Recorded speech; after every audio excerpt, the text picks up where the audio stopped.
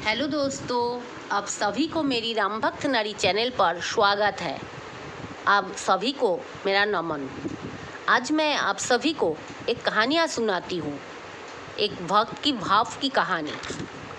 एक भक्त थे, उन्होंने 20 साल तक लगातार भगवद गीता जी का पाठ किया।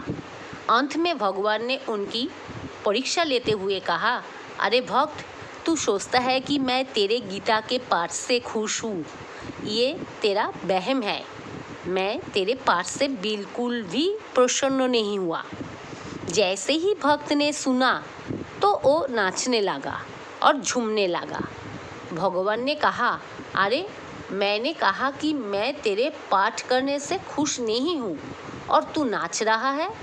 भक्त ने बोला, भगवान, आप खुश हो या नहीं हो ये बात मैं नहीं जानता, लेकिन मैं तो इसलिए खुश हूँ कि आपने मेरा पाठ कम से कम सुना तो सही, इसलिए मैं नाच रहा हूँ।